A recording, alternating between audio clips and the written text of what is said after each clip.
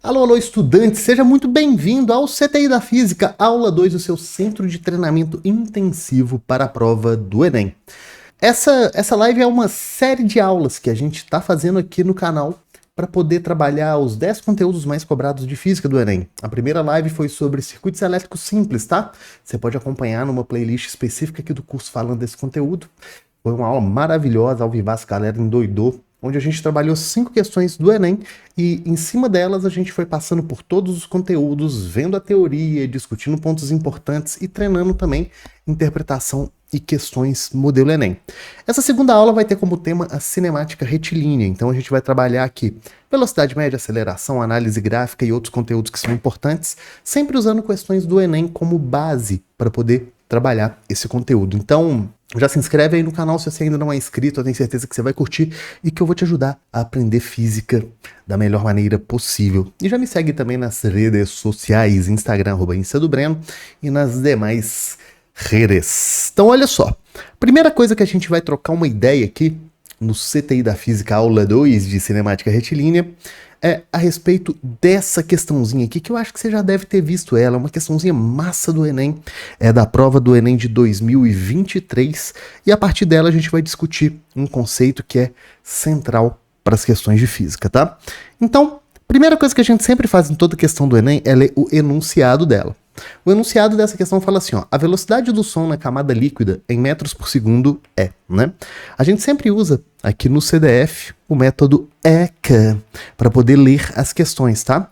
Primeira coisa que a gente faz é ler o enunciado, depois é identificar o verbo de comando, avaliar qual é o contexto sobre o qual esse comando atua, dar uma lida nas alternativas e depois o texto de apoio. Então, lendo aqui esse enunciado, a gente percebe que qual é o verbo de comando da questão? Bem direto, né? É calcular, beleza? Calcular o que, Breno? Calcular a velocidade do som na camada líquida em metros por segundo. Então, o contexto, né, é o contexto da tal camada líquida. Porque toda vez que te pede para calcular alguma coisa, é calcule tal coisa em tal situação, calcule tal coisa para tal finalidade. Então, a gente fala que esse é o contexto sobre o qual o verbo de comando atua, tá? Aí a gente tem aqui as alternativas que são apenas números e a dica que eu vou te dar é, como nessa questão a unidade de medida está no enunciado, já escreve aqui na frente grandão para não correr risco de você calcular errado e não olhar a unidade, beleza? E aí depois a gente vai lá para o texto de apoio, que vai falar o seguinte, olha só. O petróleo é uma matéria-prima muito valiosa e métodos geofísicos são úteis na prospecção. É possível identificar a composição de materiais estratificados medindo-se a velocidade de propagação do som, onda mecânica, através deles. Beleza. Considere que uma camada de 450 metros de um líquido se encontra presa no subsolo entre duas camadas rochosas, conforme o esquema, né? Aí o esquema está representado aqui embaixo. Um pulso acústico que gera uma vibração mecânica é emitido a partir da superfície do solo, onde são posteriormente recebidas duas vibrações refletidas, eco. Então, eco aqui, né, já remete pra gente a parte lá de ondas sonoras, né, de repetição de alguma coisa. No caso, o eco é o som refletido. A primeira corresponde à reflexão do pulso na interface superior do líquido, tá? Então, interface, a primeira, vamos marcar aqui, ó. Está falando da interface superior do líquido com a camada rochosa. A segunda deve-se à reflexão do pulso na interface inferior. Beleza. O tempo entre a emissão do pulso e a chegada do primeiro eco é 0,5 e do segundo eco é 1,1. Beleza, então o que a questão fala, né? Você tem aqui o emissor e o detector, né? O primeiro pulso vai fazer esse movimento aqui, ó. Ele vai ser emitido, ele vai refletir, é que ficou meio grosseira essa linha aqui, né? Então, ó, o primeiro pulso vai ser emitido, vai refletir aqui e vai voltar. E o tempo gasto para isso é 0,5 segundos. O segundo pulso, ele já vai fazer outro movimento, ó. Ele vai ir lá embaixo, na interface de baixo, vai refletir, vai voltar. E aí ele gasta para isso 1,1 segundos, né? Então a gente consegue até perceber que, por exemplo, o tempo gasto para percorrer essa distância daqui já seria de quanto, né? Ó, se isso daqui, né, é 0,5 segundos e isso daqui tudo é 1,1, o tempo para fazer esse movimento apenas dentro do líquido vai ser o quê? 0,6 segundos. Beleza? Então, vamos lá lembrar do que a gente tem que saber de conteúdo para resolver esse probleminha daqui. Esse problema, ele trata do conceito muito importante da cinemática, da física como um todo, que é um dos primeiros que a gente aprende na vida, que é o de velocidade média, tá? E a velocidade média, ela é uma medida do quê, né? Medida de quê? Ela é uma medida de rapidez. É a rapidez com a qual você muda a sua posição no espaço, com a qual você percorre distâncias. A definição da velocidade média é a distância total percorrida representada pela letra D, dividida pelo tempo, ok? A unidade de medida que a gente usa para isso aqui no sistema internacional vai ser distância sempre em metros, tempo sempre em segundos, velocidade no sistema internacional é metros por segundo. Metros por segundo. Essa é a unidade do sistema internacional, mas nada impede que você use, por exemplo, quilômetros por hora ou uma outra unidade. Só não vai estar no sistema internacional, beleza? Então, ó, a unidade vai ser o metros por segundo, tá? E aí, toda vez que a gente fala de velocidade, então, que é essa rapidez com a qual muda-se de posição, a gente pode usar até um sinônimo, que é falar que a rapidez, né, de movimento, a velocidade, ela é a taxa de variação da posição em função do tempo. Essa expressão taxa de variação, ela sempre aparece, né? E rapidez é um conceito que a gente estuda várias vezes. Por exemplo, velocidade é a rapidez com a qual se muda de posição. Aceleração é a rapidez com a qual se muda de velocidade. Potência é a rapidez com a qual se transforma energia, não é isso? Beleza? Outra coisa legal e importante aqui da gente lembrar é como é que eu transformo unidades de medida de velocidade, né? Então, 3,6 km por hora, por exemplo, quanto valeria isso no sistema internacional? Em metros por segundo, tá? Tem aquela regrinha clássica que a gente usa do 3,6, mas se você precisasse fazer essa conta no braço mesmo, na brutalidade, teria como. Só você fazer o seguinte, transforma 3,6 km em metros. Isso daqui daria 3.600 metros. Transforma 1 hora em minutos. Isso daqui vai dar 60 minutos, né? Então a gente já chegaria aqui, por exemplo, ó, na relação entre quilômetro por hora e metro por minuto. 3.600 por 60, ó, corta. Isso daqui daria 60 metros. Vou fazer da cor trocada aqui, ó, metros por minuto, né? Mas se eu quero chegar em metro por segundo, eu vou ter que dar mais um passo, correto? Então, ó, 60 dividido por 1. 60 metros a cada 1 minuto equivale ao quê? Equivale a 60 metros a cada 60 segundos, né? E aí a gente chega na relação de que cada 3,6 km por hora equivale a exatamente 1 metro por segundo, que é o macetinho que a gente acaba sempre lembrando, né? Cada 3,6 km por hora equivale a 1 metro por segundo, tá? É muito importante você saber fazer essa continha na mão também e não só decorar esse macetinho. Por quê? Porque em vários probleminhas do Enem, às vezes você tem que transformar unidades para as quais você não sabe o macete. E aí tem que ser no braço mesmo, na brutalidade igual a gente fez aqui, beleza? Mas de qualquer forma, já lembrando aqui, dando aquela revisada, para passar de quilômetro por hora para metro por segundo, é só você dividir por 3,6 e para voltar é só você multiplicar por 3,6. Tranquilo isso? E até um outro detalhe que é legal de lembrar, que eu vou te dar uma ideia aqui, deixa eu sair só da frente aqui da tela para ficar melhor para você. Olha só, partindo do pressuposto então, né, que 1 metro por segundo, tá? Vale 3,6 km por hora, 10 metros por segundo valeria 36 km por hora, tranquilo? Mas tem uma outra relação que costuma ser muito da hora da gente lembrar, que ajuda a gente a fazer essas transformações às vezes até um pouquinho mais rápido, que é o 5. 5 metros por segundo vai dar quanto? A metade de 36, que é 18 km por hora. Por que eu tô te dizendo que isso aqui ajuda pra caramba? Porque em vários problemas, a velocidade em metros por segundo, ela vem como um múltiplo de 5, né? Então, por exemplo, depois do 10 aqui, eu teria 15 metros por segundo, depois 20 metros por segundo, aí, por exemplo, eu vou colocar aqui 25 metros por segundo. Então, para não ter que fazer a transformação toda no braço, né? Se você lembra principalmente essas 3 primeiras aqui, inclusive o 5, você faz o seguinte, né? Quanto que seria 15 metros por segundo? 15 metros por segundo é 5 com 10. Então vai ser 18 com 36. Fazendo a conta, isso aqui dá 54. Beleza? Quanto que seria 25 metros por segundo, né? Seria 10 com 5. Então seria 36 com 36, que daria 72. Com 18, isso daqui daria 90 km por hora. Então vai te ajudar a ganhar um pouquinho de tempo. Beleza? Vai te ajudar a ganhar um pouquinho de tempo para poder fazer essas transformações de forma mais rápida. Outra coisa legal de lembrar também é que, às vezes, você decora essa equação e ao invés de pensar em velocidade a distância sobre tempo, você pensa aqui no DVT, né? Que é a mesma equação, só passei o tempo ali multiplicando, que é a belíssima fórmula do Deus vê tudo. Beleza? Último detalhe importante de se lembrar sobre velocidade média é: se a velocidade média é você dividir a distância total pelo tempo total, você só nunca pode esquecer que, caso durante o trajeto você tenha uma parada, que o tempo dessa parada também faz parte do tempo total da viagem, tá? A velocidade média, gente, não é só você pegar a distância total e dividir pelo tempo que o corpo ficou andando. É o tempo todo. Inclusive, quanto mais paradas você faz, mais tempo você gasta viajando e a sua velocidade média, ela cai.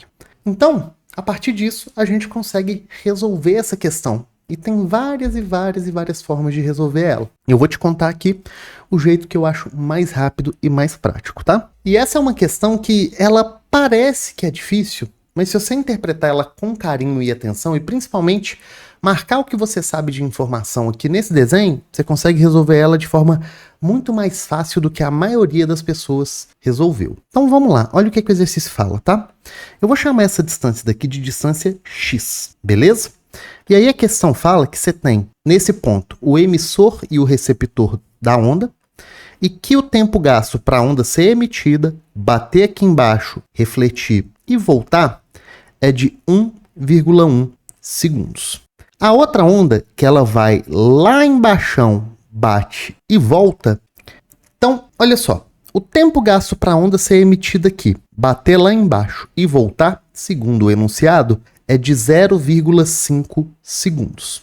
Já a segunda onda, que é captada pelo receptor, ela reflete lá embaixo, bate e volta, percorrendo uma distância de gastando um tempo de 1,1 segundos. Então a gente percebe que apenas esse trecho aqui, né, equivale à diferença desses dois tempos, que é de 0,6 segundos, beleza? E qual que é a distância percorrida pela onda nesse trecho? Bem, a camada de líquido, segundo o exercício, ela é de 450 metros. E aí aqui tem uma sacada que ela é muito importante, que a gente usa sempre nos probleminhas de eco, por exemplo. Que é o fato de que, se você emite uma onda, ela vai lá na frente, bate e volta, a distância percorrida é o dobro da distância até o obstáculo. Porque se a minha onda andou 450 metros até aqui embaixo, ela voltou mais 450 metros. Então ela vai percorrer uma distância total de 900 metros. E aí como é que eu calculo a velocidade média da onda então nesse trecho? É a distância total percorrida pelo tempo. A distância total percorrida é 2 vezes 450 metros. E o tempo gasto para isso é 0,6, que é a diferença entre esses tempos que o exercício te deu, né? 0,6.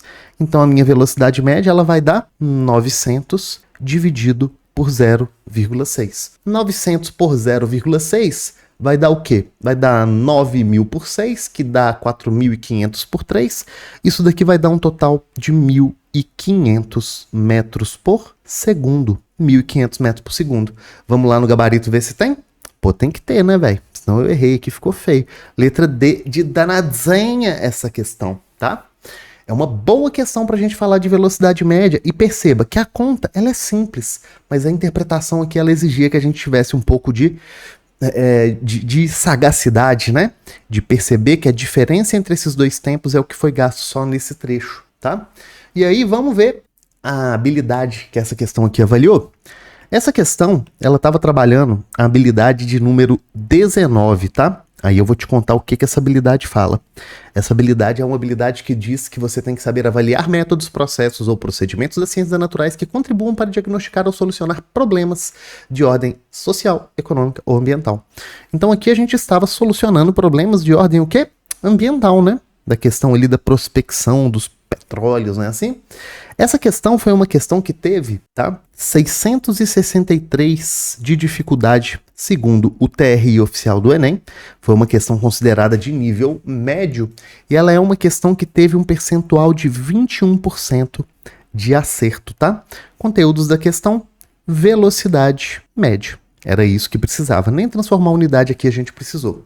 Uma boa questão, uma questão bacaninha, tá? E esse método de resolver as questões do Enem, fazendo o ECA e fazendo essa análise toda, é muito importante. Isso vai te ajudar demais a poder aprender física cada vez mais e melhor pro Enem.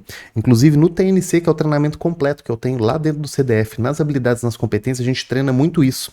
Inclusive, para várias habilidades, a gente tem um padrão de questão muito bem consolidado e que é muito repetitivo. Isso ajuda bastante a gente entender como é que vai interpretar melhor as questões do Enem e até como é que vai estudar física melhor. E agora vamos para nossa segunda questão para pegar um tema diferente aqui da cinemática, para você poder dar mais uma revisada e dar mais uma estudada também. Bora para a próxima. E a próxima questão é essa daqui, questãozinha massa, tá? Do Enem de 2023 também. É uma questão teórica que aparece em tudo quanto é lista de cinemática que você puder imaginar. E é uma questão que pega muita gente, tá? Que confunde muita gente na hora de resolver. Gosto bastante dessa questão e bora trocar uma ideia aqui e dar uma revisada nos conteúdos que dizem respeito a este problema. Primeira coisa que a gente vai fazer, seguindo sempre o método ECA, né, é ler o enunciado da questão, que é sempre essa última frase aqui, né, o último parágrafo antes das alternativas. Então, o enunciado fala assim, ó, a escolha que corresponde à combinação correta é. Então, qual que seria o verbo de comando, né? O verbo de comando seria identificar. Identificar o que, Breno? A escolha. Identificar a escolha, né? Beleza? Então, o contexto aqui é a escolha correta, não a errada, tá? O Enem não costuma pedir o que é errado, não, mas em outras provas isso pode acabar acontecendo. Dando uma olhada nas alternativas, né? ECA, enunciado, comando, contexto, alternativas e texto de apoio. Lendo aqui as alternativas, a gente vai ver que ela fala de velocidade igual a zero, aceleração diferente de zero para cima e por aí vai. Então, o que as alternativas trazem pra gente de informação importante? Que é alguma coisa sobre a velocidade e a aceleração numa análise vetorial, de módulo, direção e sentido. E aí vamos lá para os textos de apoio. A questão fala assim, ó. Um professor lança uma esfera verticalmente para cima, a qual retorna depois de alguns segundos ao ponto de lançamento. Em seguida, lista em um quadro todas as possibilidades para as grandezas cinemáticas, né? Então, beleza, o objeto foi lançado verticalmente para cima e depois retorna ao ponto de lançamento. Aí ele fala que a velocidade ela pode ser diferente de zero para cima, diferente de zero para baixo, ou ela pode ser zero e ter o sentido indefinido, né? A aceleração pode ser diferente de zero para cima, diferente de zero para baixo, ou zero indefinida também. E aí ali embaixo ele explica que grandezas de módulo nulo, né, que valem zero, são de sentido indefinido. Ele solicita aos alunos, né, que analisem as grandezas cinemáticas no instante em que a esfera atinge a altura máxima, escolhendo uma combinação para os módulos de sentido da velocidade e da aceleração. Beleza, né? Então, dentro do que foi dito aí nesse problema, lá no ponto mais alto, a velocidade vale quanto? Se é que ela vale alguma coisa. E a aceleração vale quanto? Se é que ela vale alguma coisa. Essa questão ela é bacana, porque ela vai trazer pra gente uma diferenciação de dois conceitos que muita gente confunde, que são os conceitos de velocidade e aceleração. A velocidade, ela mede a rapidez com a qual você muda de posição. A gente até calculou a velocidade média lá no exercício anterior, né? É a distância total sobre o tempo, tá? A gente pode usar aqui até pelo próprio Deus vê tudo, não é isso? Porque veja bem, a distância total que vai ser percorrida, né? O todo que eu andei, vai ser sempre a rapidez vezes o tempo, beleza? A unidade no sistema internacional a gente viu também que é o próprio metro por segundo. Agora, e a aceleração, né? A aceleração, ela também é uma medida de rapidez, mas é a rapidez com a qual você muda a sua velocidade. Por definição, a aceleração é ΔV, a variação da velocidade sobre o tempo, né? E a unidade de medida no sistema internacional vai ser o metro por segundo ao quadrado. E perceba, se a aceleração é a rapidez com a qual você muda de velocidade, a mudança total de velocidade é essa rapidez vezes o tempo. Beleza? Então, medidas de rapidez, seja velocidade, seja aceleração, seja potência, serve para você descobrir um todo, que é multiplicando essa rapidez pelo tempo que você ficou utilizando ela. Agora, outra coisa que é importante aqui da gente lembrar é que a velocidade, ela te ajuda a identificar, por exemplo, o tipo do movimento, né? Dar a nomenclatura para ele. Por exemplo, existem movimentos que a gente chama de movimentos progressivos, né? O que faz um movimento ser classificado como progressivo, tá? O movimento progressivo é aquele onde eu tenho uma velocidade de sinal positivo, ou seja, em que a minha posição também varia positivamente, quando as minhas posições estão ficando cada vez maiores. Em contrapartida, eu tenho o movimento que eu posso chamar de retrógrado ou de regressivo, que também é definido pelo sinal da velocidade, quando ela é negativa e as posições elas vão ficando cada vez menores. Então é importante saber diferenciar essas grandezas, até para que a gente possa classificar os movimentos da forma correta. Já a aceleração, ela vai ser utilizada para classificar os movimentos em uniforme, que é quando eu tenho aceleração zero, né? E, portanto, a variação da velocidade é nula. Eu posso ter um movimento acelerado e eu posso ter um movimento retardado. O movimento acelerado é quando a variação da velocidade em módulo é positiva. E o movimento retardado é quando a variação da velocidade em módulo é negativa. E aqui tem que tomar cuidado. Por quê? Porque às vezes as pessoas acham que movimento acelerado é quando a aceleração ela é positiva. E tá errado, tá? O movimento acelerado e o retardado não tem a ver com o sinal da aceleração, mas sim com a combinação da aceleração com a velocidade. Veja bem, quando a velocidade e a aceleração apontam para o mesmo lado, o movimento é retardado. Apontar para o mesmo lado vetorialmente significa ter o mesmo sinal. Agora, quando a velocidade e a aceleração apontam para lados opostos, e portanto tem sinais opostos, aí o movimento ele vai ser retardado. Beleza? Então, como que eu identifico se um corpo tem velocidade? Eu vou ter que olhar se ele está mudando de posição. E como que eu identifico se um corpo tem aceleração? Eu vou ter que olhar se ele está mudando de velocidade. Então, para resolver o problema, vamos analisar. Lancei o objeto para cima, né? Então, ele tem aqui um movimento de subida e a gente sabe que a tendência é que o corpo vá andando cada vez mais devagar, né? Até que no ponto mais alto, o que acontece? O corpo para, né? O ponto mais alto é quando o objeto ele vai parar para inverter o seu sentido de movimento. Ou seja, nesse ponto mais alto, a velocidade é zero, porque você está parado em um instante. Você está em repouso, né? E aí, o objeto ele começa o movimento de descida, ganhando cada vez mais velocidade. Então perceba, na subida, né? A gente sabe que a aceleração da gravidade ela é sempre vertical para o centro da Terra, ou seja, nesse referencial que ela é para baixo.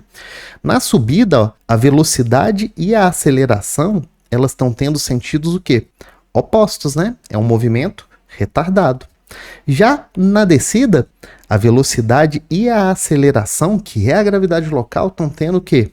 Sentidos iguais. Por isso que é um movimento acelerado. E no ponto mais alto, Breno, a aceleração, gente, é a própria gravidade, né? Se no ponto mais alto não houvesse aceleração, o que ia acontecer? Esse cara que estava com velocidade zero ia continuar com essa velocidade zero para sempre, ele não ia cair nunca, imagina. Você joga um objeto para cima, ele sobe no ponto mais alto, para, velocidade zero, aceleração zero, ele fica lá para sempre, nunca mais ele cai, não faz nenhum sentido, né? E esse tipo de questão aqui pega muito quem confunde velocidade com aceleração, porque acha que se o corpo está parado, o movimento... o corpo, ele não está acelerando, mas ele está acelerando, tanto que a velocidade dele muda. Ele não tem velocidade porque ele não está andando, mas ele tem aceleração porque a velocidade vai mudar daqui a um instante.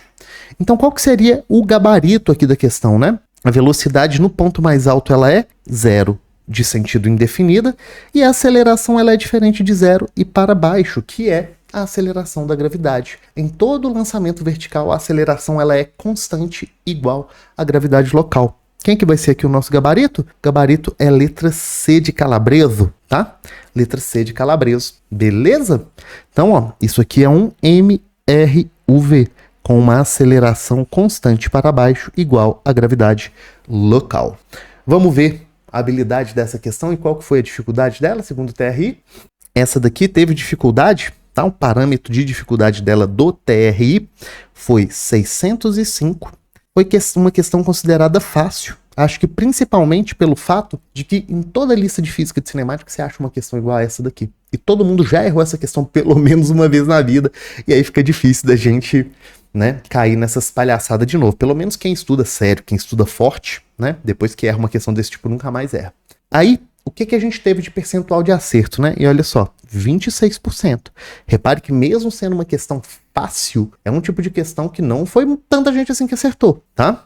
O conteúdo aqui É vetor velocidade e aceleração, né? MR e UV, basicamente, mas é a interpretação dessas grandezas. E aqui a gente está falando da habilidade 20, tá? Que é a habilidade mais relacionada à ideia da cinemática e também às leis de Newton. Olha o que é o enunciado da habilidade 20. Caracterizar causas ou efeito dos movimentos de partículas, substâncias, objetos ou corpos celestes. E o que a gente fez aqui? Deu as características do movimento, né? As características da velocidade, da aceleração, e interpretou a partir daquela tabelinha. Eu acho essa questão muito da hora, tá? Muito da hora mesmo. E ela mostra como é que é importante estudar teoria direito, estudar conteúdo de forma séria e não ser um aluno estuda fofo que acha que física é só ficar decorando equação. Tem que dominar conceito. Se você não domina, você erra esse tipo de questão. E esse tipo de questão é um tipo de questão que você, a hora que você faz, erra com convicção achando que acertou. A hora que você olha no gabarito, você não entende, você não acredita. Por quê? Estuda fofo, não aprende teoria. Tem que estudar teoria bem, tá? Por isso que lá no CDF, por exemplo, a gente tem uma lista que chama conceituário, que é a verificação conceitual de tudo que foi trabalhado no módulo, em todos os módulos, para o aluno não fugir, né, de estudar e entender a teoria bem. Os meninos amam, amam, amam. E agora vamos para a terceira questão, que é uma questão que vai falar um pouquinho sobre uma outra parte da cinemática que cai muito, que é a análise gráfica. Bora lá? Vamos então falar de um probleminha maravilhoso também, uma questão linda do Enem, de uma habilidade que é super recorrente na prova, que é esse probleminha aqui do Enem de 2012, tá? Vamos lá? Ler aqui o enunciado da questão, aprender a interpretar, e aí a gente vai dar uma revisada aqui no conteúdo. A questão fala o seguinte no seu enunciado. Qual é o gráfico de posição eixo vertical em função do tempo que representa o movimento deste trem? Então, esse daqui é o nosso enunciado completo, tá? Qual que seria o comando dessa questão? Poderia ser, por exemplo, né, pensando aqui em um verbo, reconhecer ou identificar, né, o gráfico correto, ok? Qual é o contexto, né? O contexto é o movimento do trem. Movimento do trem, né? E que se você não é de Minas igual eu, a gente tá falando aqui de trem mesmo, trem de verdade. Em Minas, trem é qualquer coisa, né? Olhando para as alternativas, a gente tem aqui 5 gráficos de posição em função do tempo, ele já tinha falado isso no enunciado também, mas sempre fica de olho nos eixos, tá? Um dos erros mais comuns em questões de análise de gráfico é a pessoa não olhar para o eixo e montar o gráfico pensando no eixo errado. E aí vamos lá para o texto de apoio. Para melhorar a mobilidade urbana na rede metroviária, é necessário minimizar o tempo entre estações. Para isso, a administração do metrô de uma grande cidade adotou o seguinte procedimento entre 2 estações. A locomotiva parte do repouso em aceleração constante, ok, por 1/3 do tempo de percurso, mantém a velocidade constante por outro terço e reduz a sua velocidade com desaceleração constante no trecho final. Beleza, então. Então o movimento é dividido em 3 partes. Aceleração constante, ganhando velocidade, depois ele mantém a velocidade constante, então não tem mais aceleração, e por fim você vai ter uma desaceleração, uma frenagem até parar. Só de saber isso, antes da gente dar uma revisada aqui na parte de análise gráfica, a gente já consegue eliminar até algumas alternativas, porque veja bem, se o gráfico é de posição em função do tempo, tá? O que a gente sabe? Que toda vez que o gráfico sobe é porque a posição está aumentando. Toda vez que o gráfico desce é porque a posição está diminuindo. E toda vez que o gráfico fica na horizontal é porque a posição está constante. Posição constante é parado. E repare que nessa questão, em nenhum momento ele fala que o trem para. Na verdade, ele só para no final, né? Então, olha esse primeiro pedaço aqui do gráfico, ó. Eu teria uma posição aumentando, depois esse cara parou e depois a posição diminuiu. Olha que esquisito, né? Tá falando que ele foi para frente, ficou um tempo parado e depois deu ré. Isso não tem nada a ver com o que foi descrito no enunciado. Então a gente pode eliminar essa questão e não precisa nem interpretar esse gráfico, tá? Vamos no gráfico B. Aqui eu tenho uma posição aumentando, depois ela aumentando, depois ela aumentando. Ah, ok, só foi para frente. Talvez possa ser a resposta, mas aí a gente vai ter mais alguns detalhes para avaliar. Essa daqui, né, letra C, também ó, posição aumentando. Cadê aqui, ó? Posição aumenta e fica parado. Olha, aqui tá mostrando um trem legal, né? Parou no finalzinho. Pode ser. Vamos ver aqui, ó. De novo, também a gente pode eliminar, porque tá mostrando um repouso no meio do movimento que não tem nada a ver com o que foi descrito. E aqui também a mesma coisa, né? Pode eliminar. Ou seja, as nossas respostas possíveis são letra C ou letra B. E aí vamos ver como é que a gente diferencia essas duas, tá? Bem, toda vez que a gente vai analisar um gráfico, o que a gente tem que ter em mente? O gráfico vai trazer informações pra gente a partir dos seus eixos, né? Por uma leitura direta, que foi o que a gente fez ali agora, sendo que o eixo vertical, neste caso, está dando pra gente a posição, e o eixo horizontal está dando para a gente o tempo. Então, toda vez que o gráfico sobe, posição aumenta, gráfico desce, posição diminui, gráfico horizontal, posição constante, e por aí vai. Como o eixo horizontal é o tempo, né? E o tempo só passa para frente, eu só leio esse gráfico da esquerda para a direita. Porém, existem mais duas possibilidades de inclinação. De análise, perdão, que é a inclinação ou a área do gráfico. Aí eu vou te ensinar uma regrinha prática que você pode usar. Para você saber se a inclinação do gráfico te dá uma informação relevante, você vai dividir a unidade de medida do eixo Y pela unidade de medida do eixo X, beleza? Se esse resultado te der alguma informação, é porque a inclinação está associada a essa informação. Lembrando que a inclinação sempre é obtida pela reta tangente a um ponto qualquer do gráfico. Já para a área do gráfico, você faz o produto das unidades, tá? Base vezes altura, unidade em Y pela unidade em X, correto? Então, sempre que a gente fala da inclinação, por exemplo, ó, nesse ponto a inclinação seria essa reta tangente, neste ponto seria essa outra reta tangente. Eu percebo, por exemplo, que nos dois casos são inclinações positivas, né? Mas que essa inclinação aqui, ó, ela é maior, ó, o ângulo com a horizontal é maior, e aqui eu teria uma inclinação menorzinha. Agora, a área do gráfico sempre é entre o desenho do gráfico e o eixo horizontal. Então, essa área pode ser que em algumas situações ela me dê informações que são úteis para a análise desse meu gráfico. Vamos ver no primeiro caso aqui se o gráfico for de posição por tempo, tá? Se o gráfico é de posição por tempo, né, a inclinação vai ser dada pela divisão dessas duas unidades aqui, ó. Metro na vertical da posição e segundos do tempo no eixo horizontal. Então a inclinação seria a razão de metro por segundo. E a gente sabe que metro por segundo mede velocidade. Ou seja, nesse tipo de gráfico, a velocidade está associada à inclinação dele. Se a inclinação é positiva, a velocidade é positiva. Se a inclinação é negativa, a velocidade também vai ser.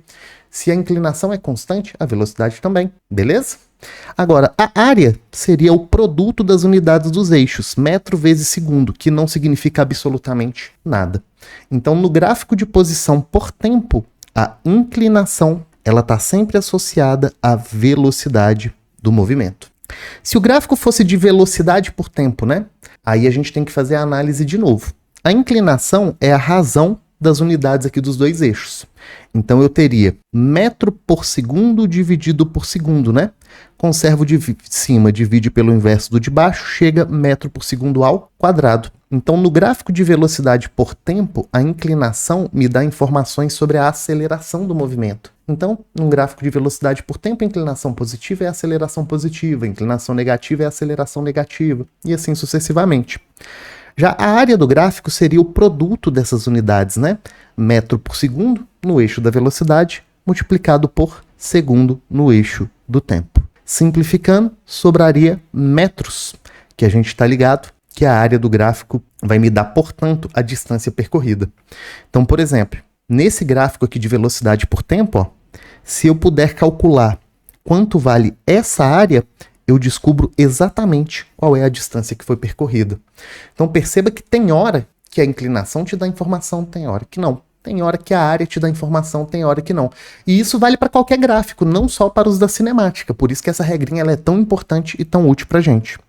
Se o gráfico fosse de aceleração por tempo, né? O que a inclinação desse gráfico me diria? Divide as unidades dos eixos, né?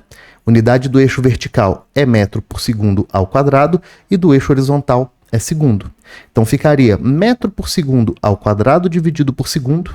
Conservo de cima, divide pelo inverso do de baixo. Isso daria metro por segundo ao cubo, que não é unidade de nada. Então nesse gráfico a inclinação é completamente inútil. Já a área seria metro por segundo ao quadrado vezes segundo. Isso daqui me daria, portanto, metro por segundo. Ou seja, nesse tipo de gráfico, tá? Eu tenho que a área ela me dá a variação da velocidade. A variação da velocidade. Então, por exemplo, se eu pudesse calcular essa área daqui, ó, eu saberia quanto de velocidade que variou ao longo deste movimento. Essa é a melhor forma de você estudar gráfico, ao invés de decorar cada um dos gráficos, aprender a interpretar, beleza? Então, dentro da questão, o que a gente teria, né? A primeira parte do movimento, o exercício diz que é acelerado. Então, eu vou ter velocidade para um lado e a aceleração para o mesmo lado, né? E aí, o valor da velocidade vai ser cada vez maior.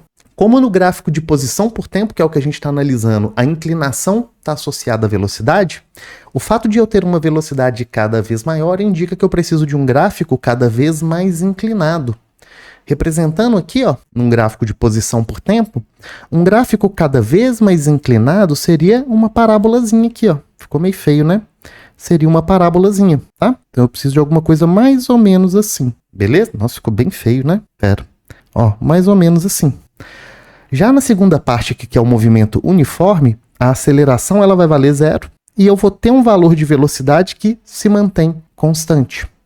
Se a velocidade está constante, e se no gráfico de posição por tempo a velocidade é a inclinação, eu preciso agora de uma inclinação também constante, ó. Uma inclinação constante, uma linha reta, indicando que a velocidade não está mudando. Já no movimento retardado, eu tenho uma velocidade para um lado e a aceleração no sentido oposto, indicando que a variação da minha velocidade vai ser negativa. E se a variação da velocidade é negativa, se a velocidade está ficando cada vez menor, isso quer dizer que a inclinação do gráfico de posição por tempo também tem que ficar cada vez menor. Isso indicaria para a gente, ó, uma curvinha para o lado de cá, beleza? Repare, a inclinação é sempre a reta tangente, ó. Ela foi aumentando, depois ficou constante, né? E depois ela foi diminuindo, beleza? Então olha que doido, interpretar o gráfico é sempre mais legal do que decorar os gráficos, porque o Enem ama cobrar isso daqui. E aí vamos voltar para ver se a gente acha um gráfico parecido com esse, né, nas alternativas. Bem, a letra B, que era uma das nossas posições, ó, ela de fato tem uma inclinação aumentando aqui, depois ela fica constante e aí depois ela aumenta de novo. Então não pode ser o gabarito, né? Porque está mostrando que na última parte aqui eu teria um outro movimento acelerado que não faz sentido. Já na letra C de calabreso, né, eu teria uma velocidade aumentando, uma inclinação aumentando, depois ela ficou constante e por fim ela diminuiu. Então este daqui vai ser o nosso gabarito letra C. Boa demais essa questão e que para quem sabe interpretar gráfico ao invés de ficar decorando, é uma questão que assim é de boaça de fazer. Por isso que eu sempre te recomendo a estudar análise de gráfico, interpretação de gráfico, ao invés de construção, né? E ao invés de ficar só decorando. Outra coisa que é interessante também de saber fazer é relacionar o desenho do gráfico com as equações, né? Comparando com as funções da matemática e tal. Essa questão foi uma questão que teve 24% de acerto, perceba, não foi uma questão também tão acertada, né? 1/4 das pessoas que fizeram acertaram.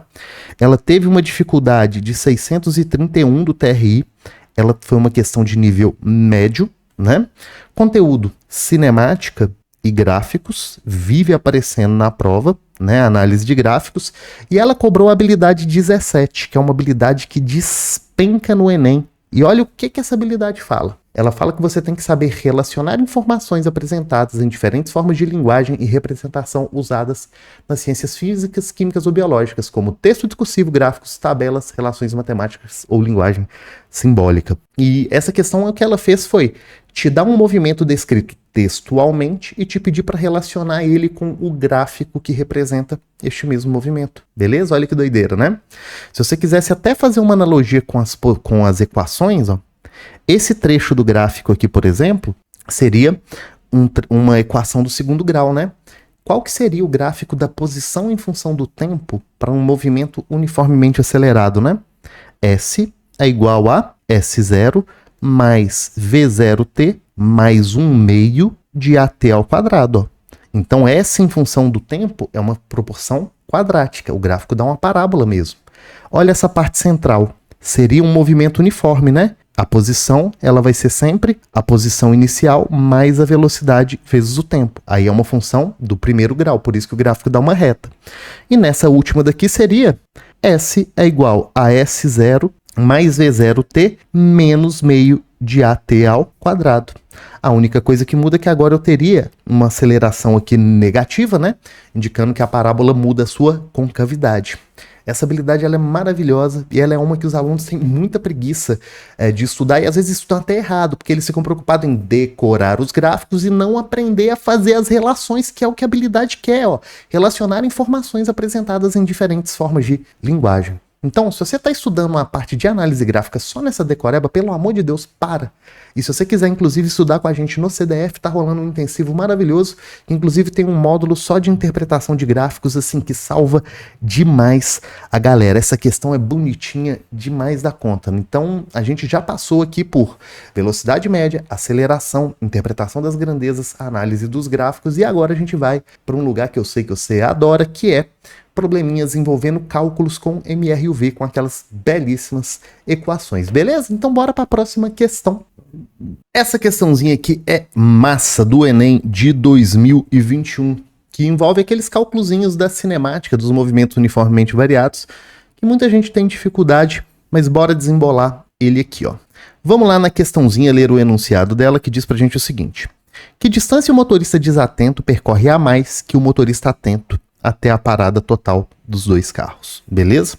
Qual que seria então o verbo de comando dessa questão? O que a questão quer que a gente faça? Ela quer que a gente calcule. Calcule o quê? A distância. E qual que é o contexto, né? O contexto é uma comparação, né? É comparar o motorista atento com o desatento, beleza?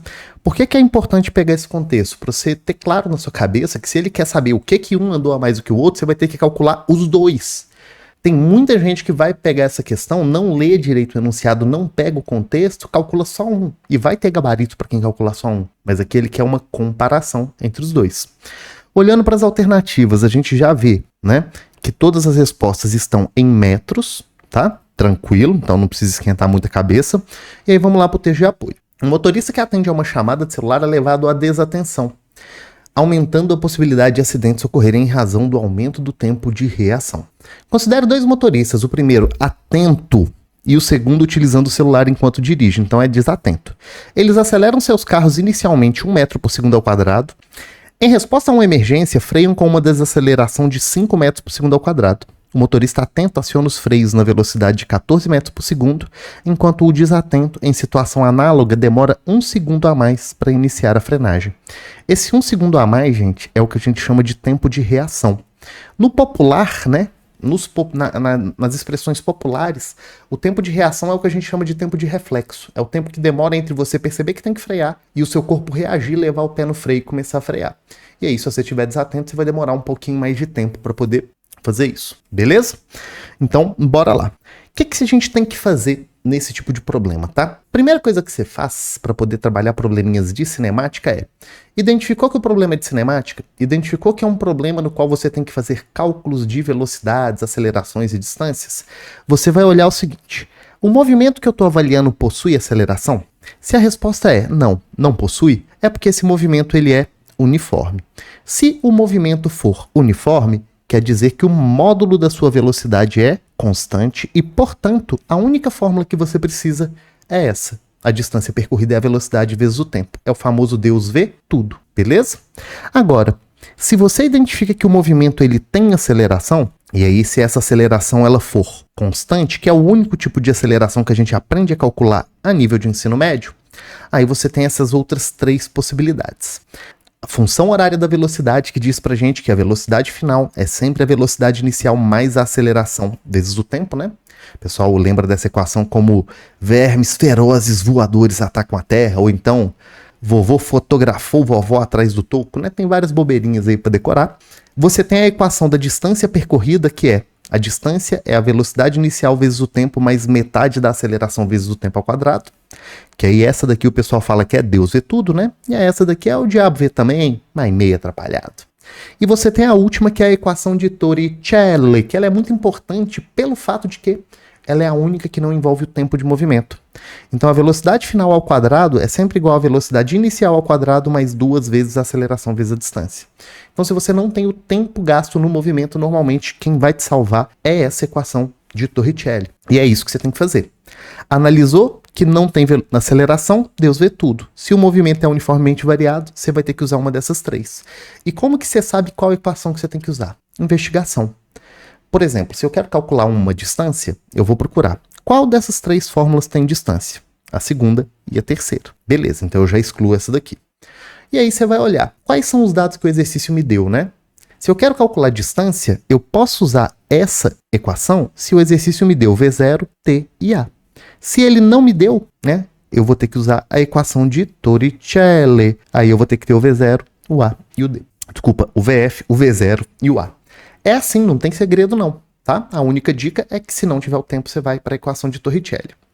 Outra coisa legal que vale a pena lembrar também é que, além das equações das distâncias, você pode montar também o que a gente chama de equação horária, né? Que é uma fórmula, uma expressãozinha matemática que vai marcar para você qual é a posição de um corpo em cada instante de tempo. Qual que é a lógica, tá? Bem, a posição final de um corpo sempre é a posição inicial, mais ou menos, né, a distância que esse corpo vai percorrer, beleza? Então, se eu estava, por exemplo, na posição 5 metros e eu andei uma distância de 15 metros, a minha posição final vai ser 20 metros. É sempre pegar a inicial e somar com a distância percorrida. Então, a posição final sempre é a posição inicial mais ou menos a distância. Mais ou menos por quê? Se eu estiver andando no sentido positivo, é mais a distância. Se for no sentido negativo, eu subtraio. Então, por exemplo, no movimento retilíneo uniforme, ficaria assim, ó, a posição em função do tempo. Ficaria aqui, a posição do corpo final é a inicial mais a distância percorrida, que é a velocidade vezes o tempo. Isso daqui é a equação horária para um movimento retilíneo uniforme. Se ele for uniformemente variado, vai ficar assim, ó, S0 mais V0 vezes T mais meio de AT ao quadrado. Perceba que isso aqui, ó, é a distância percorrida no MRU e isso daqui é a distância percorrida no MRUV, no famoso MRUV. Ok? Então, beleza. Bora lá, então, fazer as continhas e resolver essa questão. Dá umas continhas meio grandes, mas não é nada assim, meu Deus, que loucura de impossível, não. Bora lá, bora lá. Para o motorista atento, o que a gente tem? Que ele parte inicialmente do repouso, né? A velocidade inicial dele é 0. Ele vai chegar numa velocidade aqui intermediária de 14 metros por segundo, enquanto ele acelera 1 metro por segundo ao quadrado. E aí eu preciso saber a distância que ele percorre nessa parte. Beleza? Chamar aqui de D1. Depois, o que ele vai fazer? Nesse instante de tempo aqui, ele começa a pisar no freio, desacelerando 5 metros por segundo ao quadrado até o repouso e percorre essa distância D2. Ok? Então a gente vai ter que fazer esses cálculos separadinhos aqui para poder ver o que de fato esse cara andou. Então a primeira distância vai ser essa D1 aqui, tá? Vamos lá. Com os dados que a gente tem, o que a gente consegue fazer? Primeira coisa que a gente poderia descobrir era a quantidade de metros que ele andou, né? Até chegar nessa velocidade de 14 metros por segundo ao quadrado. Como eu não tenho tempo de movimento e eu não estou a fim de calcular, eu vou usar a equação de Torricelli, beleza? VF ao quadrado é igual a V0 ao quadrado mais 2AD. A velocidade final dele é 14, então vai ficar 14 ao quadrado. A velocidade inicial dele é 0 ao quadrado, mais 2 vezes a aceleração, que é 1, vezes D. 14 ao quadrado vai dar quanto? 14 ao quadrado dá 196. Isso daqui vai ser igual a 2 vezes 1 vezes D, vai ser igual a 2D. Então, essa primeira distância D1 é 196. Por 2, isso dá 98 metros. Beleza? Aí, ele vai começar a frear. E aí, na hora que ele começar a frear, ele percorre uma nova distância aqui que eu vou chamar de D2. Como eu também não sei o tempo que ele vai gastar até parar, eu vou usar de novo a equação de Torricelli, porque não precisa calcular o tempo, mas se quisesse podia, mas dá trabalho, melhor usar, já que não tenho tempo, né? Torricelli. Então vai ficar assim, ó, VF ao quadrado é igual a V0 ao quadrado mais 2 vezes A vezes D, né? A velocidade final ao quadrado é 0, né? Então vai ficar 0 ao quadrado é igual a 14 ao quadrado mais 2AD. Vai ficar 2 vezes a aceleração agora é menos 5 vezes a distância. Por que menos 5, Breno? Porque ele está num movimento retardado, né? Então, se eu usei que essa velocidade é positiva, essa aceleração está no sentido oposto, ela vai ser negativa. Então, vai ficar 0 mais... mais não, né? 0 é igual a 14 ao quadrado é 196. 196 menos 10 vezes a distância. Então, eu acho que 10 vezes a distância é igual a 196. Então, essa distância que eu chamei de D2, ela vale 19,6 metros. Beleza? Portanto, qual é a distância total que esse Zé Ruela aqui andou? É a soma desses dois valores, né? Vai ser a soma desses dois valores aqui. Deixa eu só reduzir aqui um pouquinho o tamanho para ficar mais organizado. Somando esses dois valores aqui, a gente acha que a distância total percorrida por esse Zé Ruela aqui, por esse doidaço das ideias, né, é de 117,6 metros. Essa é a distância total que ele percorre, tá? Só que agora tem que fazer a conta pro doidão desatento também. Pro doidão desatento, né? Que o que o exercício fala? Que se esse cara, ele para, né, ele começa a frear imediatamente, o desatento demora 1 segundo a mais para poder parar. Desculpa, para poder começar a frear. E aí vamos ter que descobrir a mesma coisa aqui, né? Fica grande essa questão, mas vale a pena para treinar. Então eu vou chamar aqui de D1, essa distância que ele vai percorrer, né? A partir do repouso, beleza? Velocidade inicial dele é 0 também. E qual que vai ser a velocidade dele aqui, ó? 15 metros por segundo. Por que você sabe que é 15, Breno? Ô, bicho, porque a aceleração dele também é de 1 metro por segundo ao quadrado, né? E se o cara lá chegou numa velocidade de 14 metros por segundo, e se esse cara ficou se movendo por 1 segundo a mais, ele vai ganhar uma unidade a mais de velocidade, né? Em 1 segundo ele ganha 1 de velocidade, porque a aceleração dele é 1 metro por segundo ao quadrado. Então a gente vai fazer a mesma conta que a gente fez ali. VF ao quadrado é igual a V0 ao quadrado mais 2AD. 15 ao quadrado é igual a 0 ao quadrado mais 2 vezes a aceleração, que é 1, vezes a distância que eu quero descobrir. 15 ao quadrado é 225. Isso aqui tem que ser igual a 2 vezes a distância. Então, essa distância 1 aqui é 225 por 2. Isso dá 112,5 metros. Beleza? E aí, agora a gente vai calcular a distância que ele percorre durante o movimento dele aqui de frenagem. Mesma coisa, D2, né? VF quadrado é igual a V0 quadrado mais 2AD. A velocidade final é sempre 0, porque todo mundo freia até parar. A diferença é que a velocidade inicial agora é diferente. Então vai ficar 0 é igual a 15 ao quadrado mais 2 vezes a aceleração, que é menos 5 vezes D. 0 é igual a 225 menos 10 vezes D. A gente acha que o D aqui vai dar quanto? 22,5 metros. E aí, vamos calcular agora qual foi a distância total que esse cara percorreu, né? E a partir dessa distância total, a gente consegue fazer a comparação, tá? Qual que vai ser a comparação aqui, então? 112,5 com 22,5, isso daqui vai dar um total de quanto? 135 metros. 135 metros. Beleza? O que o exercício pediu para você calcular? A diferença desses dois valores, de 135 com 117,6. Então, se um dos caras percorreu 135 metros e o outro percorreu 117,6 metros, então, subtraindo esses valores aqui, eu vou ter 17,4 metros. Né? O gabarito vai ser, portanto, letra E. Essa aqui é braçal, né? Esse é o tipo de questão que você deixa fazer no final da prova, tá? Final. Se deu tempo, você pega e faz. Porque é pauleira, trabalheira, grande.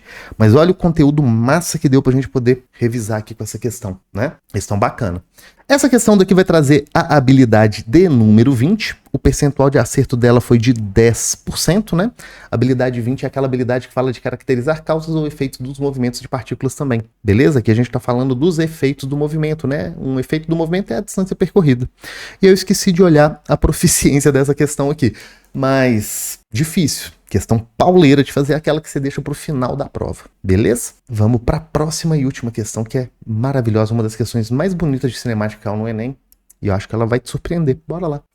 E bora para nossa última questão, Cebolinha e Mônica. Você já deve ter feito essa questão, ela é linda, linda, linda, linda. Eu amo ela. A gente vai discutir. O TR dela eu tenho certeza que vai te impressionar. Mas eu queria falar duas coisas só importantes. A primeira delas é que eu prometi pra galera lá do grupo das lives que eu ia dar um presentaço pra quem estivesse assistindo aqui, em pedido de desculpa por eu não ter conseguido fazer essa aula ao vivo na segunda-feira, e eu vou mandar 5 questões inéditas modelo Enem do conteúdo dessa live. É só você postar um storyzinho me marcando lá, @instadobreno no Instagram, e eu vou te mandar esse material com as 5 questões de presente com agradecimento. É só postar o story que eu vou te chamar e vou te mandar esse material. Beleza? @instadobreno no Instagram. E se você não tá no grupo da live, clica aqui embaixo que tem um link para você poder entrar, porque lá eu tô sempre mandando material, tô sempre mandando os links das lives e trocando uma ideia massa com a galera. E se você quer fazer um intensivaço de física maravilhoso, entrar para a última turma do ano do CDF, a gente tá com descontaço exclusivo e as matrículas estão quase fechando já, tá? Então, vai lá no grupo ou chama a gente, clica no link aí e entra pro curso de física mais legal da internet, pra você fazer assim, uma preparação impecável, vai fazer a física se tornar o seu ponto forte nas provas, tá? E você vai ter acesso a um material com o mesmo nível de qualidade dessas aulas aqui. Resolução de questões modelo Enem, treinamento de competências, você vai curtir demais. Bora então para esta questãozinha daqui, ó. Enunciado. Desprezando a existência de forças dissipativas, o vetor aceleração tangencial do coelhinho no terceiro quadrinho é beleza, né? Então, o que seria o verbo de comando, né, da questão? Seria explicar como é o vetor aceleração tangencial, né? E o contexto é aceleração tangencial no terceiro quadrinho. Bicho, isso aqui é muito importante porque quem não sabe interpretar a questão direito, deixa passar que ele quer que você explique uma aceleração, né? Mas não é qualquer, é a tangencial, beleza? Aí olhando aqui para os textos de apoio, né? A aceleração tangencial ela é nula, ela é paralela à velocidade linear no mesmo sentido, paralela à velocidade linear em sentido oposto, perpendicular à sua velocidade linear e dirigido para o centro da Terra, perpendicular à velocidade dirigido para fora da superfície. Bicho, sem nem entrar em muito mérito, tá? Se você estudou esse conteúdo direitinho, você tá ligado que acelerações tangenciais elas só podem ser paralelas ao movimento dos corpos. Ponto final. Então você tira letra D e letra E. Letra D e letra E são letras que só fazem sentido se você estiver falando de aceleração centrípeta, né? Então, ou a aceleração tangencial é nula, ou ela é paralela à velocidade, beleza? Aí temos que ver o texto de apoio. Vamos lá. Um professor utiliza essa história em quadrinhos para discutir com o estudante o movimento de satélites. Nesse sentido, pede a eles que analisem o movimento do coelhinho, considerando o módulo da velocidade constante. Aí na tirinha você tem, como sempre, a Mônica porrando Cebolinha, né? Aí ela falando, hello, hello, hello. E na terceira tirinha aqui, olha que loucura. Você tem esse desenho aqui do coelhinho dando esse rolê aqui ao redor da Terra, né? Ó, ui, dando esse rolê aqui ao redor da Terra. Beleza? Aí ele dá a volta na Terra e pega o Cebolinha. Olha que loucura, né?